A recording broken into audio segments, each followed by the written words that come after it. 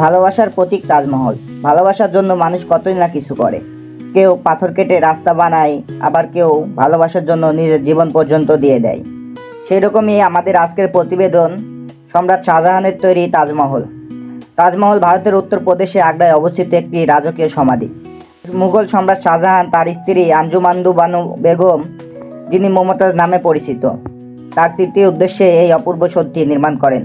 সত্যির নির্মাণ শুরু হয়েছিল 1632 খ্রিস্টাব্দে, যা শেষ হয় প্রায় 1653 খ্রিস্টাব্দে। তাজমহলকে মুঘল স্থাপত্যের একটি আকর্ষণীয় নিদর্শন হিসেবে মনে করা হয়, যার নির্মাণশৈলীতে পারস্য, তুরস্ক, ভারতীয় এবং ইসলামী স্থাপত্য শিল্পের সম্মিলন ঘটানো হয়েছে। যদিও সাদা মার্বেলের গম্বুজাকৃতির রাজকীয় সমাধিটি বেশিরভাগ সমিজিত, তাজমহল আসলে সামগ্রিকভাবে একটি জটিল অখণ্ড স্থাপনা। এটি 1983 সালে ইউনেস্কোর বিশ্ববিখ্যাত স্থান হিসেবে তালিকাভুক্ত করা হয়। বিশ্বের সপ্তম আশ্চর্যের অন্যতম তাজমহল। তখন একে বলা হয়েছিল বিশ্ব ঐতিহ্যের সার্বজনীন প্রশংসিত শ্রেষ্ঠকর্ম। তাজমহল বিশ্বের অপূর্ব সুন্দর স্মৃতিসৌধ ও মনোমুগ্ধকর নিদর্শন। ভালোবাসার অবিশ্বাস্য স্মরণীয় ভাস্কর্য। ইসলামিক স্থাপনা অপূর্ব নিদর্শন, যা শান্তি ও সৌন্দর্যের প্রতীক। 1631 খ্রিস্টাব্দে সম্রাট শাহজাহান, যিনি মুঘল আমলে সমৃদ্ধশালী সম্রাট ছিলেন, তার দ্বিতীয় স্ত্রী মমতাজের মৃত্যুতে প্রচণ্ডভাবে শোকাহত হয়ে পড়েন। মমতাজ তখন তাদের চতুর্দশ কন্যা সন্তান গৌহর বেগমের জন্ম দিতে গিয়ে মৃত্যুবরণ করেছিলেন। তাজমহল নির্মাণের কাজ শুরু মমতাজের মৃত্যুর পর হয়।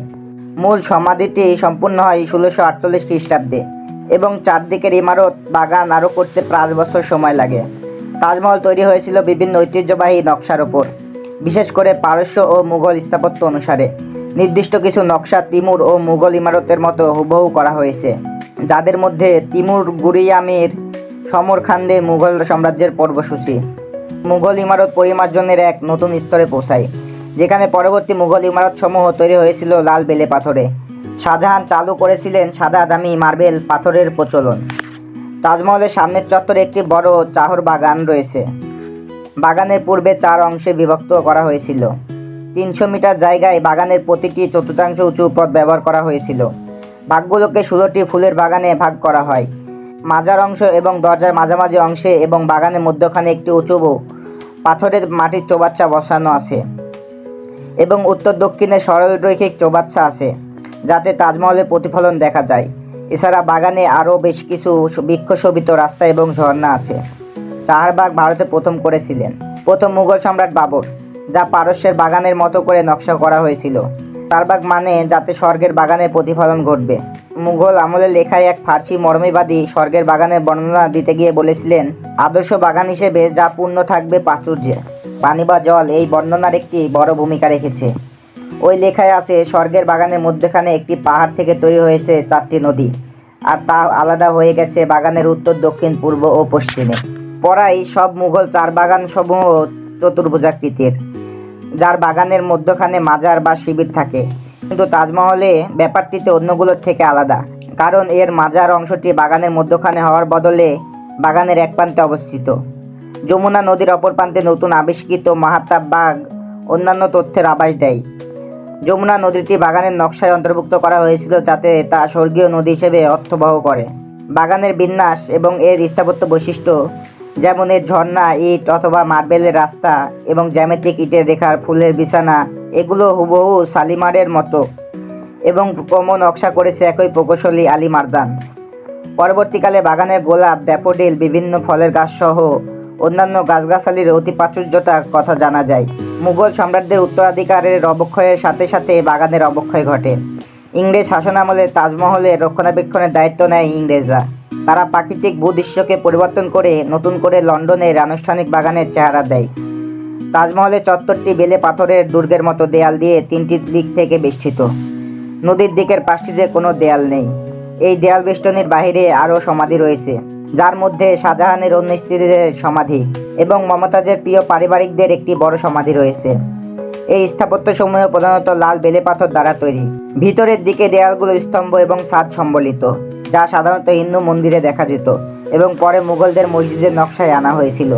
দেয়ালগুলো বিচিত্র গম্বুজাকৃতির ইমারত দিয়ে বেশ সংযুক্ত, যা থেকে বেশ কিছু জায়গা নজরে আসে, যা পর্যবেক্ষণ চৌকি হিসেবে ব্যবহার করা হতো, যা বর্তমানে জাদুঘর হিসেবে ব্যবহৃত করা হচ্ছে। তাজমহলে ঢোকার প্রধান ফটক বা দরজা তৈরি করা হয়েছিল মার্বেল পাথরে।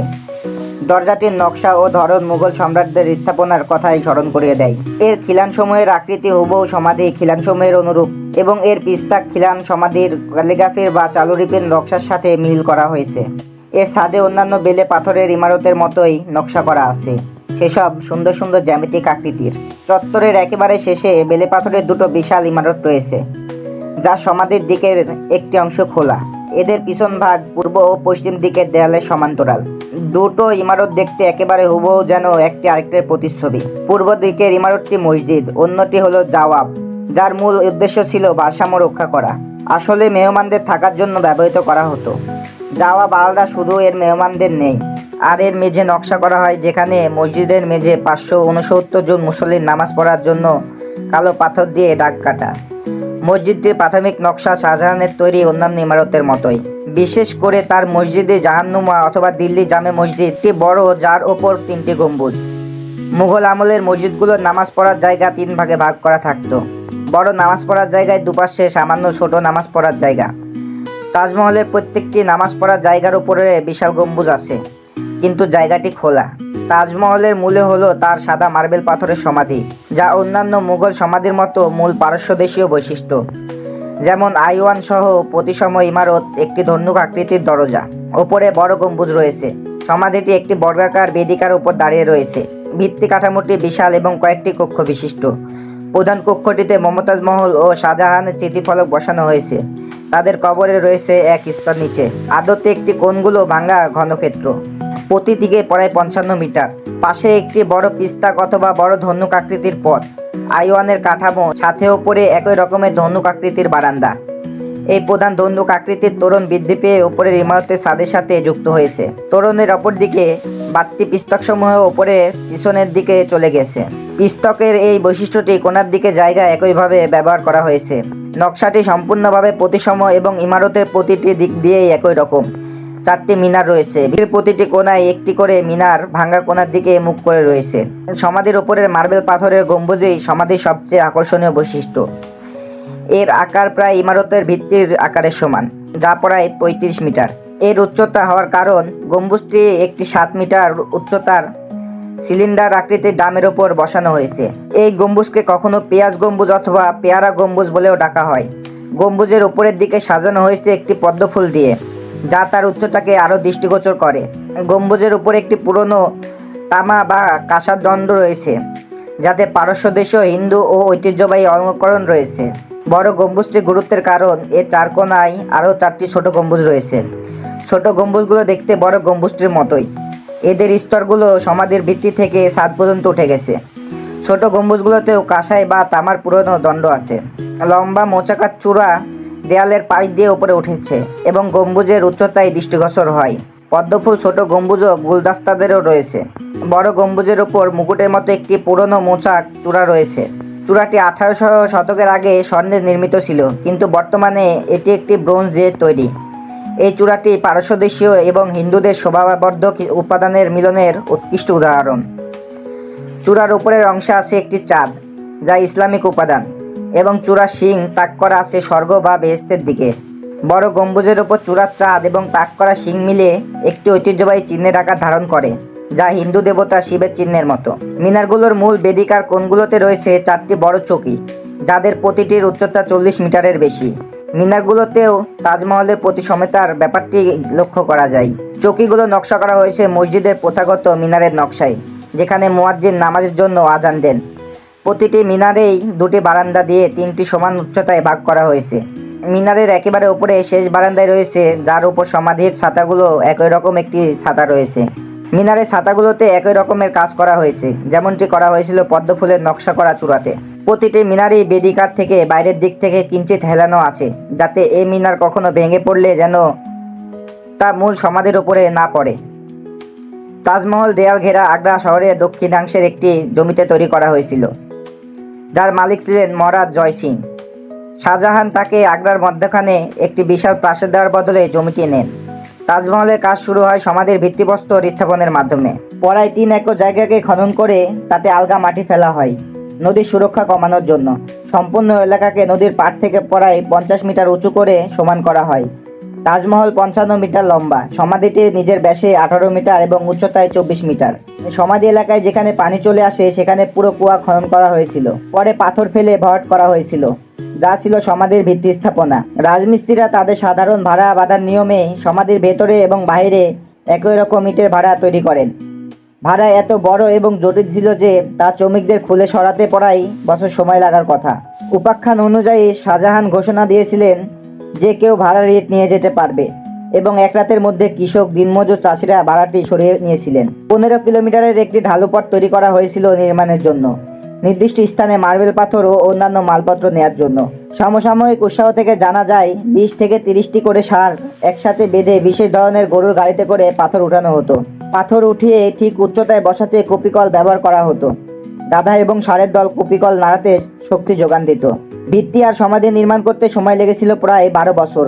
পুরো এলাকার বাকি অংশগুলো নির্মাণ করতে লেগেছিল প্রায় আরও 10 বছর, মোট 22 বছর। তাজমহলের জন্য পানি বা জল সরবরাহ করা হতো একটি জটিল অবকাঠামোর মাধ্যমে। পানি নদী থেকে ওঠানো হতো কয়েকটি পুর দিয়ে, দড়ি ও বালতির মাধ্যমে। পুর দ্বারা পানি টেনে তোলার এক পদ্ধতি।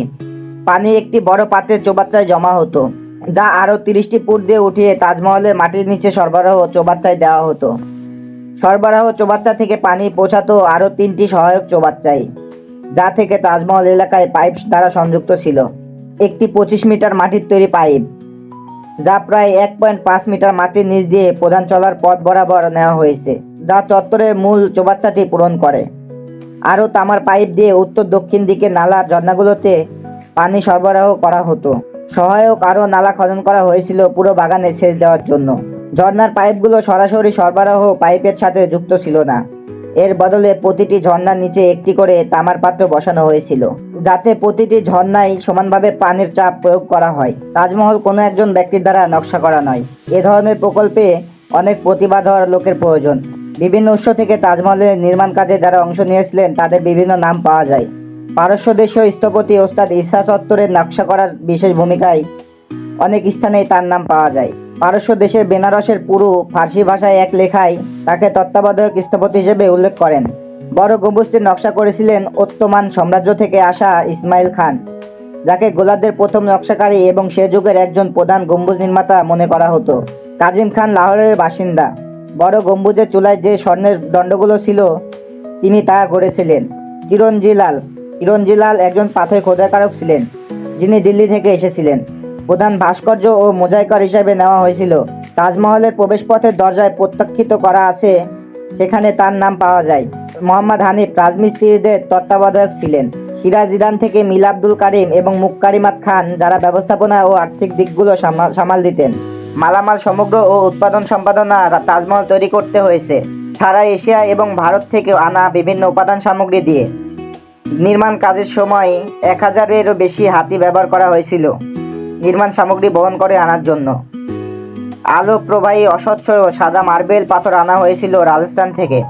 চীন থেকে আনা হয়েছিল ইয়াশ্রাম কঠিন সাদা সবুজ পাথর স্ফটিক টুকরা।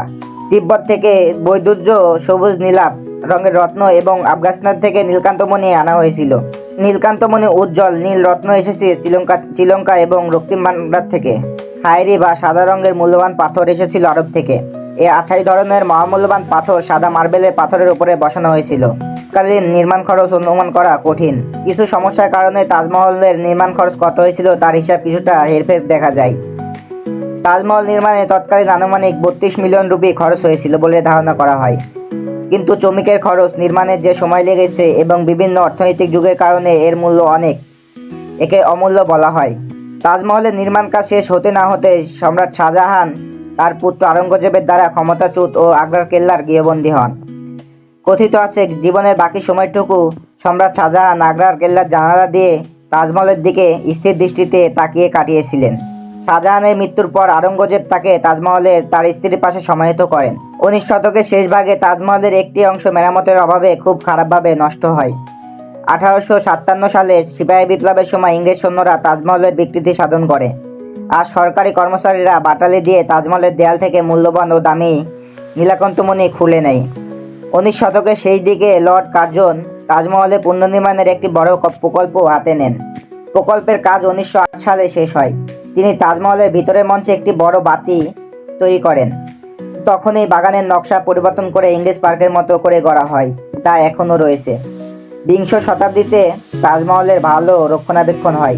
1942 সালে যখন জার্মান বিমান বাহিনী এবং জাপানি বিমান বাহিনী দ্বারা আকাশপথে হামলা চালায়, তৎকালীন সরকার তাজমহল রক্ষার জন্য এর ওপর একটি ভাড়া তৈরি করেছিলেন। 1965 এবং 1971 সালে পাকিস্তান বাংলাদেশ যুদ্ধের সময় তাজমহলকে ভাড়া দিয়ে ঢেকে দেওয়া হয়েছিল, যাতে বিমান চালকদের ভ্রম তৈরি করে, কারণ ভারত বাংলাদেশের মুক্তিযুদ্ধে ব্যাপকভাবে আকৃষ্ট সমর্থন জুগিয়েছিলেন। তাজমহলের সম্পত্তি যে হুমকির মুখে পড়েছে তা হলো যমুনা নদীর তীরের পরিবেশ দূষণ, সাথে আছে মাথুরাতে তেল পরিশোধনাগারের কারণে সৃষ্ট অ্যাসিড বৃষ্টি। 1883 সালে তাজমহলকে ইউনেস্কোর বিশ্ব ঐতিহ্যবাহী স্থাপনা হিসাবে তালিকাভুক্ত করা হয়। নির্মাণের পর থেকেই তাজমহল বহু পর্যটককে আকর্ষিত করেছে। এমনকি তাজমহলের দক্ষিণ পাশে ছোট শহর তাজগঞ্জি বা মমতাজাবাদ আসলে গড়ে তোলা হয়েছিল পর্যটকদের জন্য সরাইখানা ও বাজার তৈরির উদ্দেশ্যে, যাতে পর্যটকরা এবং কারিগরদের চাহিদা পূরণ হয়। বর্তমানে তাজমহলে 2 থেকে 3 মিলিয়ন পর্যটক আসে, যার মধ্যে 2 লাখ পর্যটক বিদেশি, যা একে ভারতের জনপ্রিয় পর্যটন কেন্দ্রে পরিণত করেছে। সবচেয়ে বেশি পর্যটক আসে ঠান্ডা মৌসুমের অক্টোবর, নভেম্বর ও ফেব্রুয়ারি মাসে। বায়ু দূষণকারী যানবাহন তাজমহলের কাছে আসা নিষিদ্ধ, তাই পর্যটকদের গাড়ি রাখার স্থান থেকে পায়ে হেঁটে অথবা বৈদ্যুতিক বাসে করে তাজমহলে আসতে হয়। বর্তমানে তাজ দর্শনের খরচ ভারতীয়দের জন্য মাত্র 40 টাকা। সার্কভুক্ত দেশের পর্যটকদের জন্য তাজের প্রবেশ মূল্য 530 টাকা, আর বাকি বিশ্বের জন্য 1000 টাকা। 2024 সালের 25শে ডিসেম্বর থেকে তাজমহল পরিদর্শন পর্যটকদের জন্য অনলাইনে টিকিটের ব্যবস্থা করেছে আর্কিওলজি সার্ভে অফ ইন্ডিয়া।